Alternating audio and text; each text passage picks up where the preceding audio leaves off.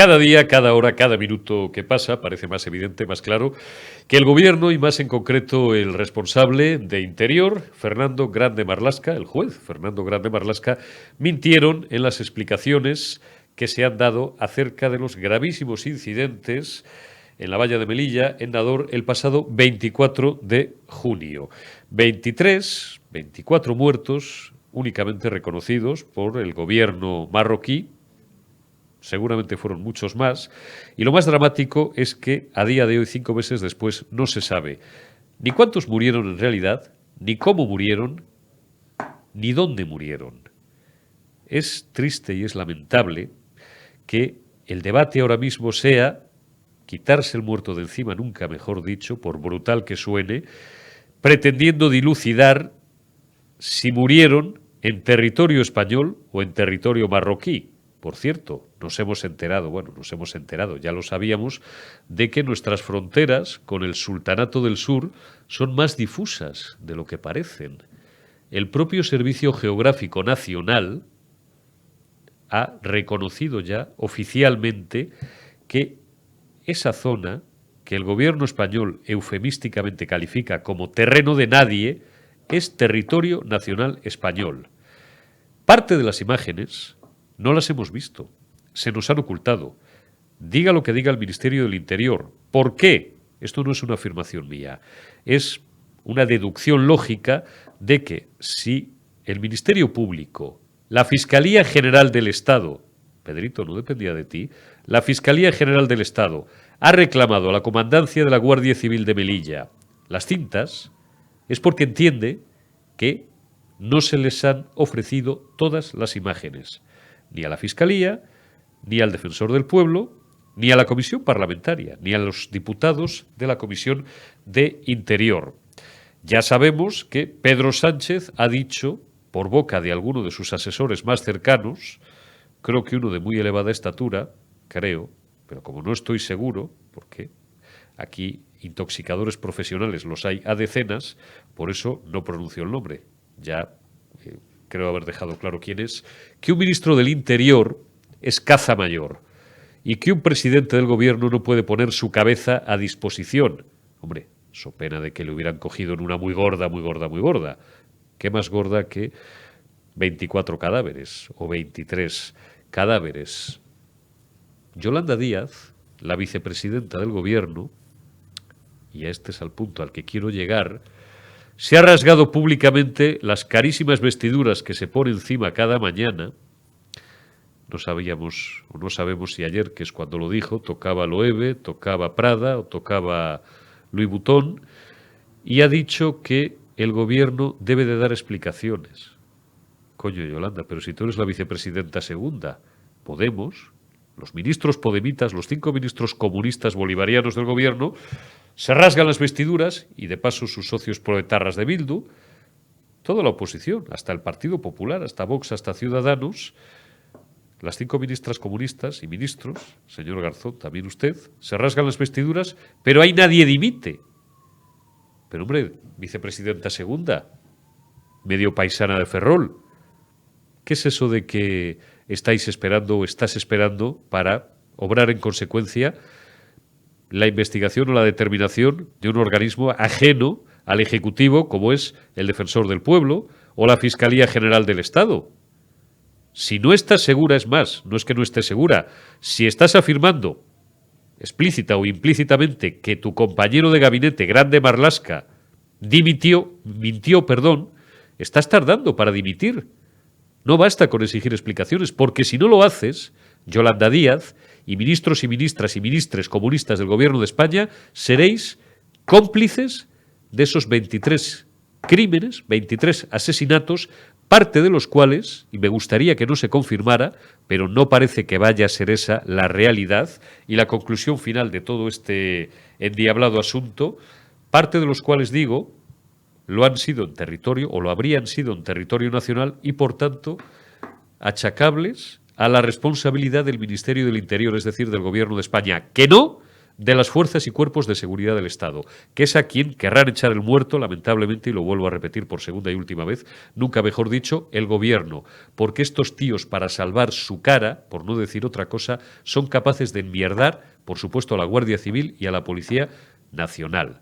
Ministros comunistas del gobierno, o dimitís o sois cómplices de los cadáveres de los muertos de la valla de Melilla. Ahí lo dejo. Arrancamos ya esta retaguardia del jueves 10 de noviembre de 2022. Saludamos a nuestro buen amigo Ricardo Morado. Ricardo, muy buenas tardes, ¿cómo estás? Muy buenos días, muy buenas tardes, perdón, Abrico. Ya no sé ni en qué momento vivo. Los que tenemos la mala costumbre de trabajar, nos metemos en el trabajo y ya no sabemos ni en qué hora vivimos. Bueno, y eso además nos coloca en inferioridad de condiciones contra un buen número de canallas, de miserables, de sinvergüenzas y algunos que otros indiferentes que casi son peores que los primeros, porque estos sí que tienen mucho tiempo libre para insultar, para enredar, para crear mal ambiente y para darnos cera. Y luego, pues alguien te dice, oye, ¿has visto lo que han comentado de ti o de esto, del otro? Y dices, no he visto nada, pues como llevo no sé cuántas horas aquí metido trabajando como un perro, y luego ves a estos tíos que, insisto, tienen mucho tiempo libre y normalmente lo dedican para el mal. Ricardo Morado, ayer escuché tu editorial en tu programa de Decisión Radio. Debo decirte que te felicito, pero vamos, es que te aplaudo con las orejas y no las tengo pequeñas. Hablabas de la libertad. Te voy a dejar que me recrees en 2 minutos toda la cantidad de cosas que dijiste ayer de ese sagrado concepto de la libertad que junto con la vida pues es el bien más preciado con el que contamos. Desde luego que sí. Era un editorial muy breve, apenas 3 minutos y algo, en el que hablaba del concepto de libertad y de cómo está siendo utilizado por unos y por otros para beneficio propio. Hablaba de la libertad como el concepto de la Real Academia de la Lengua de que cada individuo haga o deshaga conforme a su libre albedrío y a su capricho, ¿no? Y lo ponía en relación al respecto de todos aquellos que en este momento se están auto aplicando un copyright sobre las ideas para decir que si un partido político está defendiendo algo en concreto, nadie más puede hacerlo. Claro. Y a mí eso me parece inaudito. Y terminaba el editorial diciendo que es como si yo quiero montar una panadería, pero alguien me viene a decir que como ya existe Bimbo, pues que yo no puedo montar una panadería. Claro. Y lo ponía en relación, evidentemente, al proyecto de Fundación Iberoamericana de Igualdad Iberoamericana de Macarena Olona, porque han surgido voces que dicen que como eso ya lo está defendiendo un partido político en concreto, que es Vox, pues que ya no tiene derecho a defender eso. Y es que a mí, el simple hecho de escuchar algo así o de leer algo así me parece un insulto a la propia libertad. Y recordaba aquella idea de que el Partido Popular, cuando surgió Vox, utilizaba el mismo argumento, claro. que era inútil que surgiera un partido en el espectro de la derecha, porque para eso ya estaba el PP. Entonces, claro, yo digo que es que volvemos una vez más a repetir errores del pasado y parece que no hayamos aprendido nada. Cuando uno enarbola la bandera de la libertad, la tiene que enarbolar con todas las consecuencias. La libertad suya y la de los demás. Y si a mí me apetece defender unas ideas iguales o parecidas a las que esté defendiendo Vox, el Partido Popular o el Sum Sum Corda, tengo libertad, tengo que tener la plena libertad para hacerlo y nadie me puede atacar por ello. Y eso que ni siquiera estamos hablando de un partido político nuevo, sino de defender unas ideas en la sociedad civil a través de una fundación. Yo no me quiero ni imaginar, en el caso hipotético de que esto frague en un partido político, lo que puede llegar a decirse sobre eso. Seguramente escucharemos el manido recurso del voto útil, que yo sufrí en mis carnes cuando fui candidato por Vox en las elecciones en Galicia, por parte del PP, pero esta vez entiendo que serán otros los que utilicen ese argumento del voto útil. Lo hablábamos el otro día en conversación. Es repetir una y otra vez los mismos mantras en aras de que la libertad no triunfe, que al final de todo eso va esto, ¿no?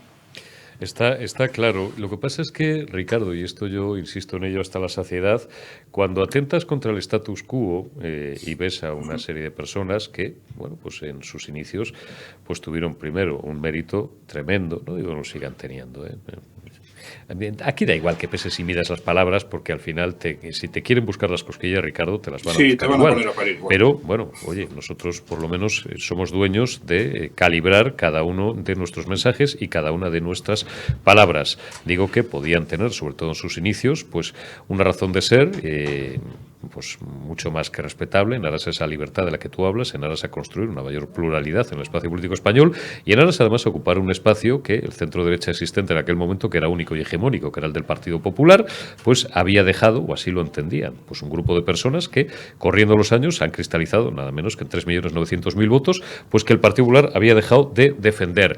Bien, ¿por qué razón? Y sigo incidiendo en lo mismo, ahora hay un buen número de personas, no sé si son esos 4 millones, sospecho que ya no, pero bueno, eso lo dirá, oye, la demoscopia pues sirve hasta donde sirve, lo dirá el día de las urnas, lo dirán los españoles, que entienden que a lo mejor esas ideas se han cepillado las uñas, o estos señores en el proyecto político que crearon en 2014, en 2013 se han cepillado las uñas y que ahora pues a lo mejor es necesario lo que tú apuntas, si fuera el caso, que de momento no lo es, y lo ha dicho ella en todos los idiomas, y aquí lo volvió a decir en esta mesa en Periodista Digital, ayer, no hace ni 24, bueno, acaba de hacer 24 horas ahora mismo, Macarena Olona, pues deberían de aceptarlo con deportividad. Pero ¿dónde quiero llegar con esto?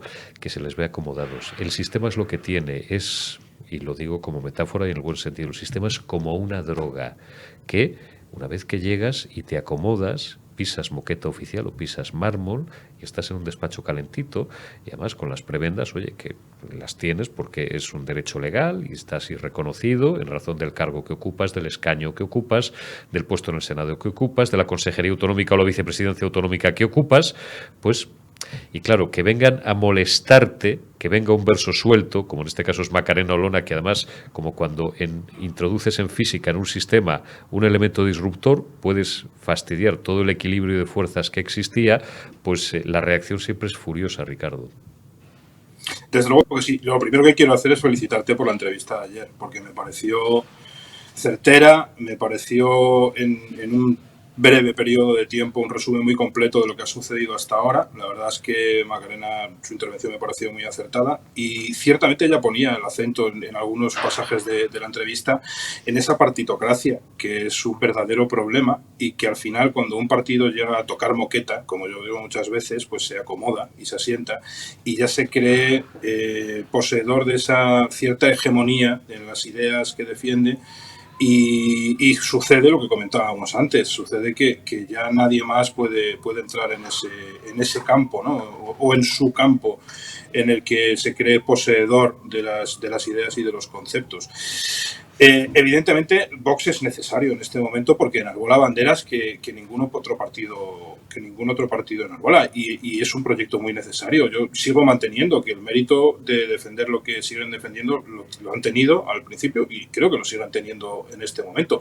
Pero eso no quita que puedan surgir otras opciones. Vuelvo a repetir, tú mismo lo has dicho ahora mismo, Eurico, que Macarena en ningún momento ha dicho que vaya a fundar un partido, más bien ha dicho todo lo contrario. De momento se va a restringir a esa lucha desde lo civil y desde la fundación para llevar sus ideas a cabo y a buen término a través de esas 500.000 firmas que pretende recoger y que va a recoger para llevar a cabo esa ILP.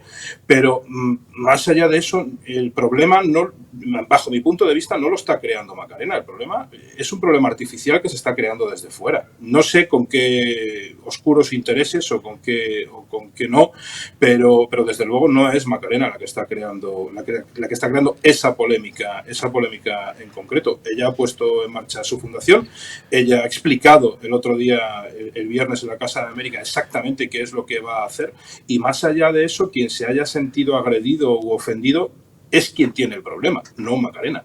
Quien piense que Macarena ha traspasado una línea de conceptual que no se puede traspasar porque ese campo es el mío y eso lo defiendo yo, pues hombre, eso vale para los hooligans, eso para los mismos hooligans que me insultan a mí o que te insultan a ti, Eurico, o que insultan a todo aquel que utiliza su libertad para decir lo que le viene en gana. Ese discurso vale para los hooligans, pero no vale ni para ganar unas elecciones ni para convencer a un electorado mayoritario. yo sigo diciendo que ese discurso de golpes de pecho que lo único que hace es ponerse a mucha gente en contra dentro del electorado, solo convence a los tuyos. El problema está en que los tuyos ya vienen convencidos de casa. Entonces a esos ya no los tienes que convencer. Claro. Para aspirar a ser opción de gobierno tienes que convencer a muchos más. ¿Qué es lo que va a suceder? Yo lo desconozco. Lo que sí sé es que ni Macarena se va a callar, ni yo tampoco, en la medida de mis posibilidades en la cadena en la que colaboro o en las intervenciones de las que tengo el lujo de participar, como es en tu programa, y voy a seguir diciendo lo que pienso abiertamente, sin ningún tipo de corsé político, porque ya no milito en ningún partido, y cuando Vox haga algo bien, lo diré, cuando Vox se equivoque, también lo diré, y en ese momento seré un traidor, seré un ególatra, todas esas cosas que me han llamado por el simple hecho de marcharme de un partido y de tratar de tener espíritu crítico y autocrítico, las dos cosas. ¿Sabes lo que pasa, Eurico? Que en todo este tiempo, desde que yo me he marchado del partido, nadie, y digo nadie, ha podido desmentir o decir que era mentira ninguna de las cosas que yo expuse como motivos de mi marcha del partido. Me han llamado de todo. Pues tú lo sabes, me han llamado de todo, pero nadie ha dicho que nada de lo que yo he dicho es mentira. Eso me sorprende también. Nos hemos estancado en el insulto, nos hemos estancado en la falta de respeto, nos hemos estancado en el descrédito para que la otra persona parezca mala y parezca el demonio, pero nadie dice que lo que esté diciendo yo sea mentira o lo que esté diciendo Macarena sea mentira. Nos centramos siempre en desacreditar a quien dice las cosas y no a desacreditar las cosas, que es lo que debería de ser. Y entonces eso también me sorprende. Al final, yo creo que todo esto va a acabar, y esto es una opinión muy personal, de la misma manera que la izquierda utiliza ese famoso comodín de Franco cuando le apetece para tapar sus propias vergüenzas, al final acabarán utilizando el comodín de Macarena para tapar muchas cosas. Y eso a mí me da mucha pena porque, vuelvo a repetir, Vox es muy necesario en este país. Nadie me puede acusar de ser anti-Vox. Quien me acuse de eso es que no me conoce ni conoce mi trayectoria, pero sí que soy crítico y lo voy a seguir siendo, hasta conmigo mismo en primer lugar, pero nadie me va a poder callar cuando considere que hay algo que esté mal hecho. Ricardo Morado, que te digo lo que le digo a los invitados más brillantes de los que pasan por aquí, se lo digo algunas veces a mi amiga Manuela Cañadas, Macarena Olona, por supuesto, que ayer tuvimos el placer y seguro que volverá por aquí en alguna otra ocasión, que me gusta hablar contigo, pues se te entiende todo y sobre todo por la independencia y por la libertad de criterio y de análisis que aplicas en tus juicios. Es un honor tenerte en la retaguardia. Cuídate mucho y hasta la próxima. Te envío un abrazo. Un abrazo, amigo. Continuamos en desarrollo informativo en la retaguardia este jueves 10 de noviembre y saludamos ya a nuestro buen amigo Carlos García, portavoz adjunto del Partido Popular en el Ayuntamiento de Bilbao y concejal del Partido Popular en el Ayuntamiento de Bilbao y pues uno de los invitados que siempre más nos gusta, sin que se nos enfade nadie, contar con él en la retaguardia en Periodista Digital, porque además pues es uno de los que más le hace la ola al respetable por sus opiniones valientes siempre, tanto sobre política, sobre todo, como en cuestiones que tienen que ver, y tienen mucho que ver, desgraciadamente, a día de hoy aún con el terrorismo y con todo ese mundo, todo ese submundo criminal con el que sigue asociado el Gobierno de España. Don Carlos García, muy buenas tardes. Hola, muy buenas tardes, querido Eurico. Siempre es un placer estar contigo y con tu audiencia, ya lo sabes. Es un honor para nosotros, Carlos. Oye, a mí me gusta siempre comenzar, luego a veces pues tocamos también aspectos de política en general, comenzar charlando contigo. Siempre te pregunto lo mismo, ¿cómo está el País Vasco y cómo está Vizcaya y cómo está Bilbao, que es tu ciudad? Ahora, por ejemplo, estos días estáis teniendo un problema grave en Basurto. Quiero que seas tú el que me lo cuentes. Así es. Llevamos bastante tiempo con un problema grave que ha estado a punto de perpetrarse, porque es que hay que utilizar esa palabra, porque ha recibido el gobierno vasco, afortunadamente para los bilbaínos y para los pacientes en concreto de cirugía cardíaca, ha recibido un varapalo porque tenía la intención ya decidida del día 17 de este mes suprimir el departamento de cirugía cardíaca del Hospital de Referencia de Bilbao. Por lo tanto, dejar a los 350.000 bilbaínos al hospital donde acudimos a atendernos en la sanidad pública, los 350.000 bilbaínos sin cirugía cardíaca, sin las operaciones de cirugía cardíaca, una especialidad tan importante, y dejar solo para 1.200.000 vizcaínos cirugía cardíaca en el Hospital de Cruces en Baracaldo. Y ayer mismo una jueza ha dictaminado que no se puede realizar ese traslado porque se está poniendo en peligro la vida de los pacientes. Y eso ha hecho paralizar por completo ese traslado, y que hoy, si llega a haber sido ese auto judicial en otra comunidad autónoma, dirigida por otro partido político, posiblemente estaría abriendo todos los telediarios.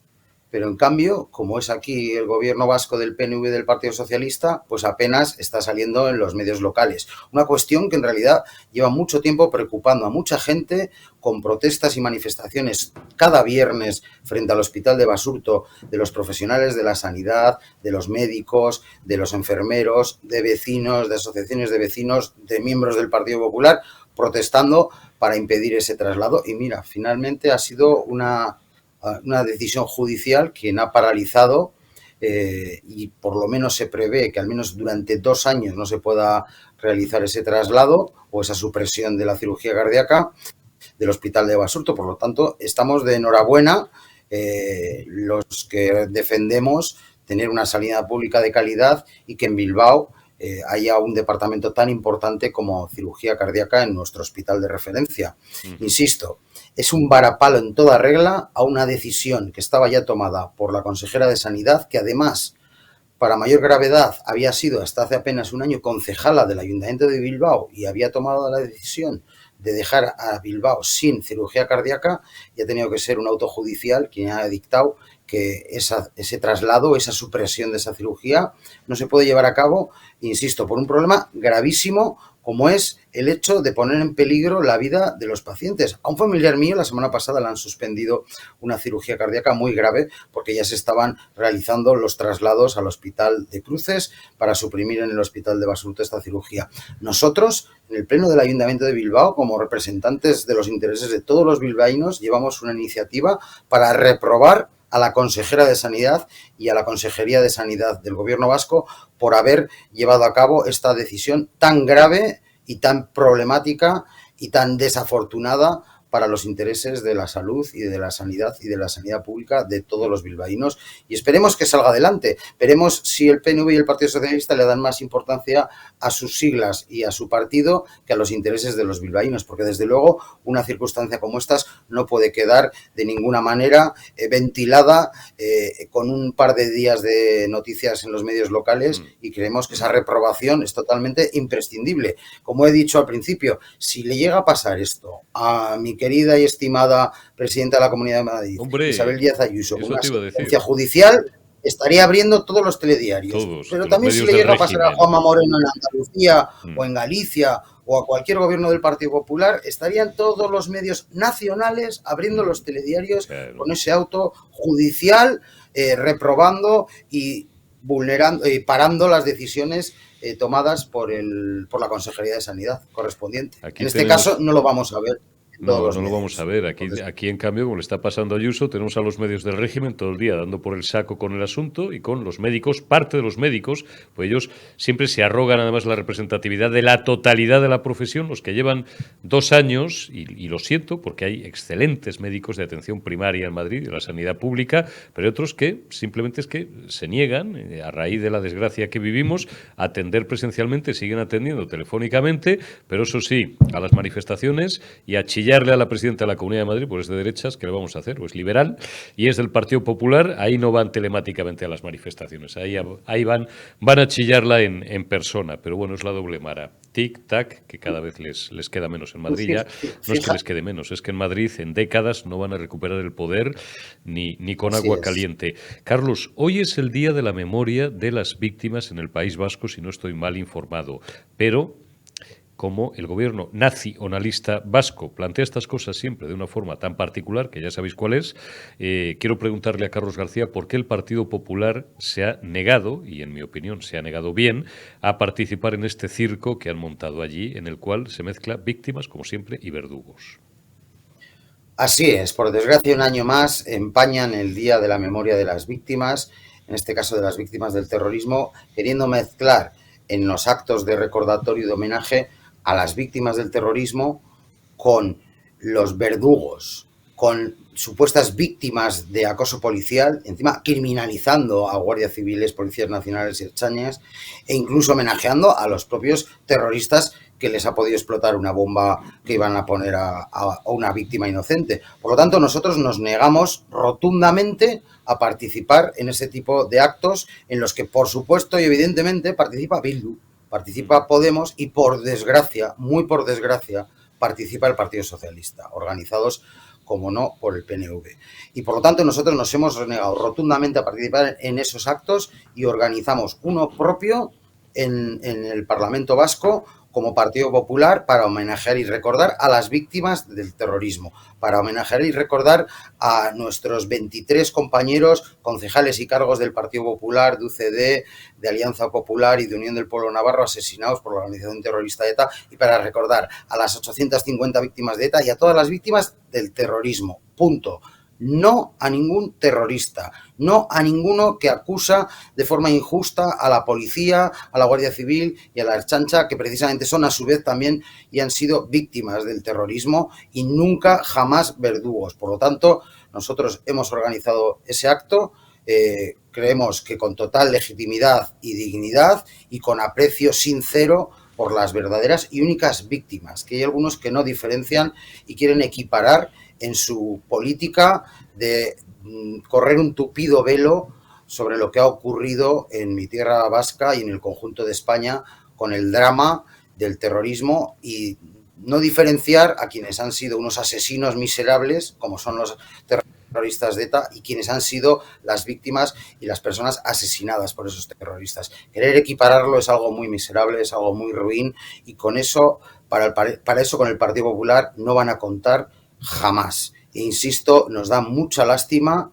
no nos extraña que esté Bildu, no nos extraña que esté Podemos y por desgracia no nos extraña que esté el PNV, pero sí nos duele que esté el Partido Socialista, que ha tenido tantas víctimas, que hemos estado durante tantos años codo con codo defendiendo la democracia en esta tierra, hemos ido a los funerales juntos y que ahora estén traicionando la memoria de sus propias víctimas, de sus propios compañeros socialistas asesinados, pues la verdad es que más allá de criticarlo con saña, lo digo con pena y con lástima, porque insisto, creo que se está haciendo un flaco favor a la memoria de las víctimas y a la dignidad y a la justicia con todas esas víctimas del terrorismo, incluso las víctimas socialistas. Claro, ¿cómo no va a ir, Carlos, el Partido Socialista si tenéis ahí esta es otra figura, Idoia Mendia, que luego en Navidades pues cena con este representante de la raza vasca superior, lo digo irónicamente, que en las ironías siempre se entienden mal los medios de comunicación, de la etnia vasca como Ortúzar, o brinda con cava con Otegi, un partido socialista que se está apoyando en ETA para gobernar. Pues claro, ¿qué vamos a esperar? Esto es lo que tenemos.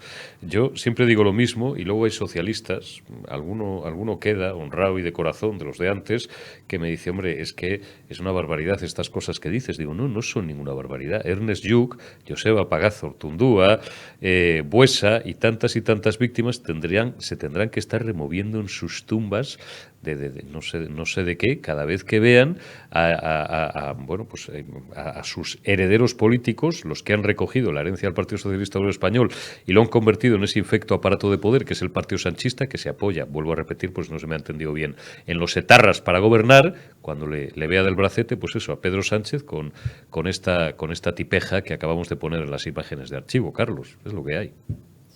Pues sí, es una auténtica desgracia. Antes fue Idoia Mendia, ahora es Andueza, el nuevo secretario general, que lo primero que ha hecho hace escasos meses, cuando ha asumido el cargo, es no reunirse con el Partido Popular, sino reunirse con Otegi.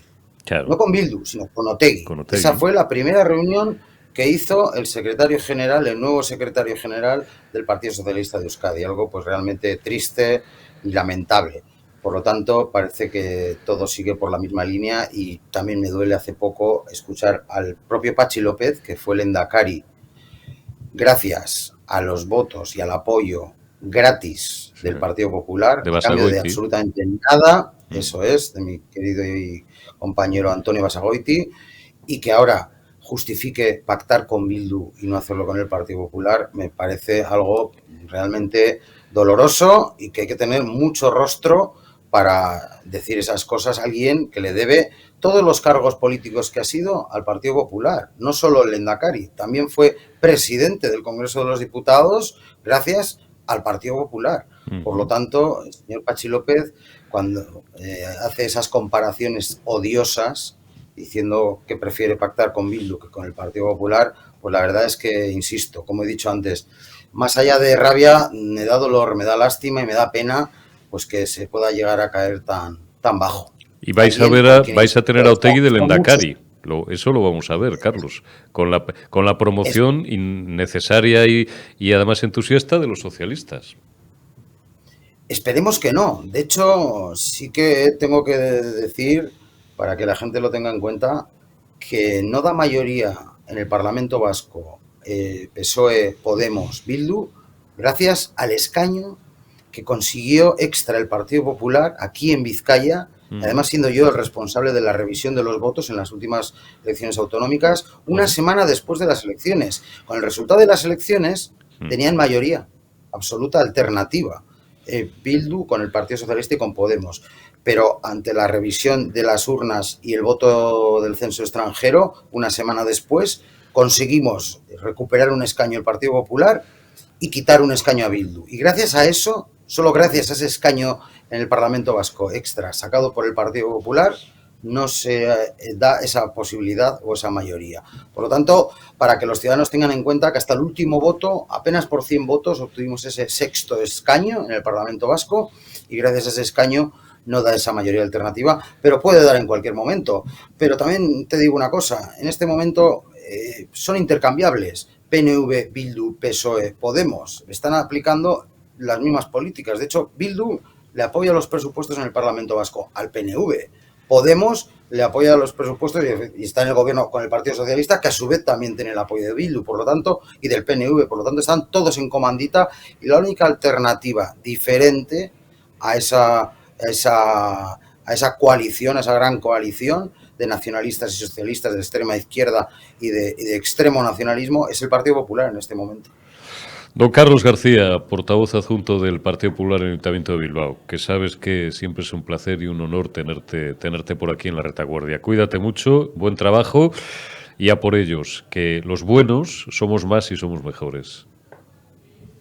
Lo sé, Eurico, lo sé, y además aquí nunca perdemos el ánimo y frente a las adversidades nos crecemos. Y hoy pues te he contado una buena noticia y una mala. La buena es que vamos a seguir teniendo cirugía cardíaca en el hospital de Basurto, a pesar de que no le van a montar a la consejera de Sanidad la que le están montando a mi amigo Enrique Ruiz Escudero, o no le van a montar a Urkullu la que le están montando de forma infame y falsa a Isabel Díaz Ayuso. Fíjate solamente ese detalle, que Isabel Díaz Ayuso la critican por abrir un hospital como el Zendal o por querer abrir las urgencias. Y aquí resulta que lo que están haciendo es desmantelando el hospital principal de Bilbao, suprimiendo especialidades, cerrando servicios y nadie dice nada. Es algo increíble. No están los sindicatos manifestándose ni protestando y bueno, pues en cambio en Madrid, que está haciendo justo lo contrario, lo que hay que hacer, pues sí que protestan. Por lo tanto, es algo totalmente contradictorio y la mala noticia hoy sí que es pues esa situación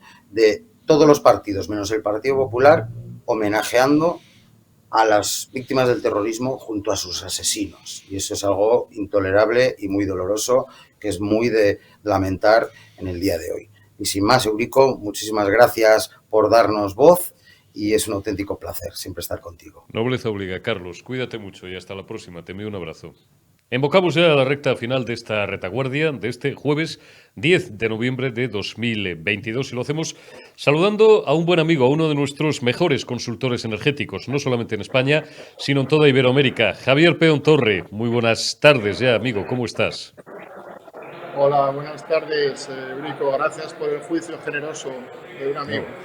Es nobleza obliga, Javier, son muchos años. Oye, a lo largo de todo el día de hoy, y os quedan todavía algunas horas, y durante también parte de la jornada de mañana, celebráis en el Congreso de los Diputados unas jornadas sobre medio ambiente y sostenibilidad. Como quiero ser fiel con la literalidad de la convocatoria, son unas jornadas sobre sostenibilidad que van a abordar la mejor manera de facilitar la convergencia entre ciencia, medio ambiente, energía e industria para cumplir los objetivos de descarbonización y a la vez, bueno, pues me imagino que también con el sano objetivo de crear riqueza, crear empleo y además con unos ponentes de primera división. Javier, son unas jornadas que yo creo que no tenían precedentes antes en España. Bueno, sí, efectivamente. Nosotros creemos que es necesario el debate sobre las cuestiones energéticas, sobre todo un debate que tenga en cuenta el interés de la industria, que se vea que los objetivos de descarbonización y las políticas para conseguirla no están reñidas con la creación de oportunidades industriales y de creación de empleo.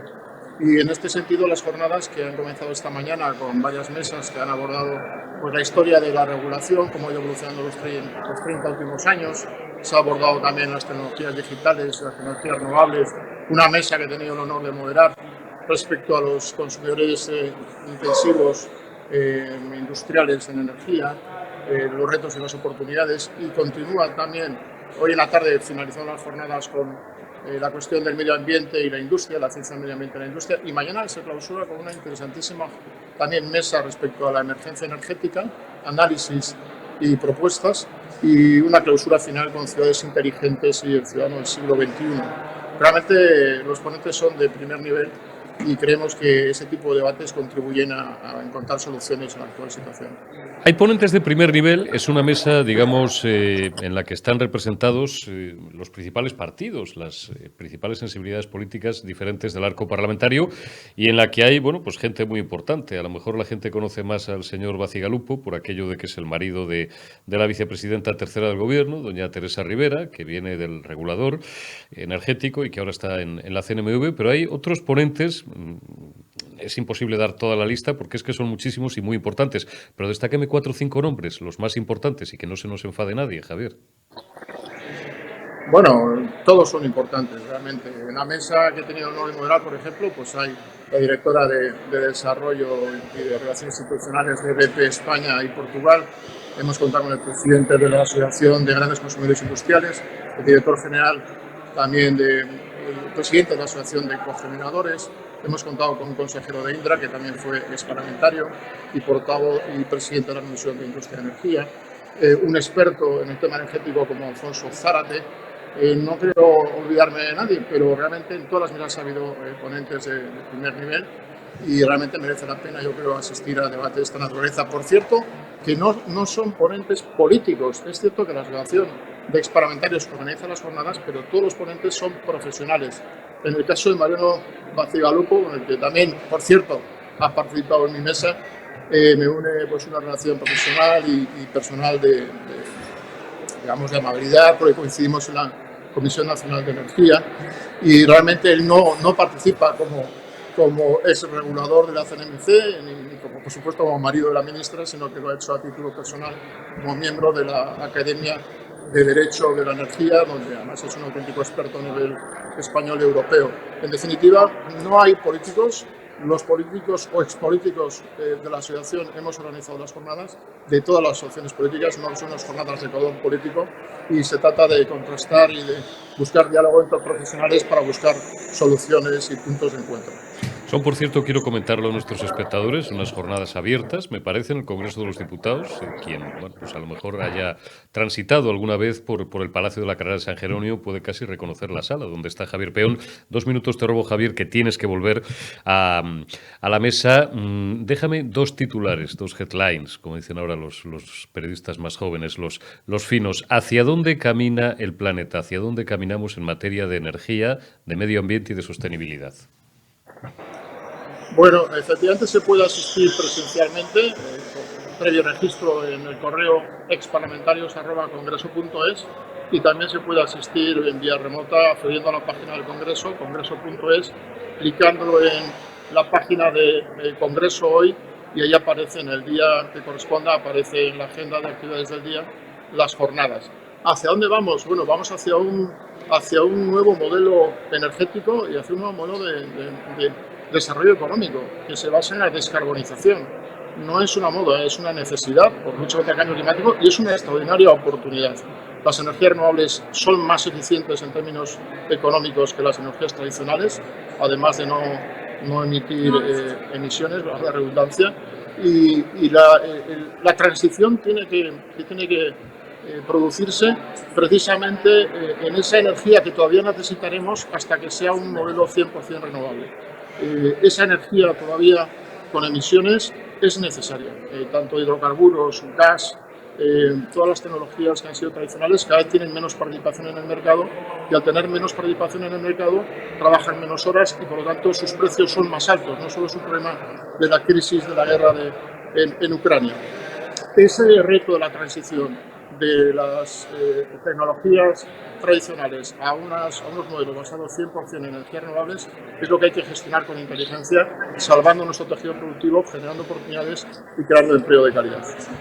Javier Peón, te volveremos a invitar la semana que viene, si lo tienes a bien y te pasas un día por aquí o establecemos una conexión como la de hoy, para abordar más en profundidad contigo, porque nos interesa mucho. A ti tenerte es un lujo siempre en un medio de comunicación, pero para hablar largo y tendido de la escalada de precios energéticos, de lo que acabas de plantear, ¿no? Cómo va a ser esa necesaria transición entre las renovables y las energías tradicionales, o cómo se puede ir superando las energías basadas en los combustibles fósiles para abordar con seriedad, y tú eres una de las personas que más sabes en España y en Iberoamérica de esto, el tema de las nucleares, el siempre manido e ideologizado tema de las centrales nucleares y algunas cuestiones más. Te devuelvo a la mesa, Javier, y te agradezco mucho que nos hayas atendido. Cuídate mucho, un abrazo y hasta dentro de unos días. A vosotros, un abrazo, Enrico. Un abrazo, Javier. Y gracias también por habernos atendido en esta penúltima retaguardia de la semana. Mañana más y mejor. Cuidaos y hasta mañana.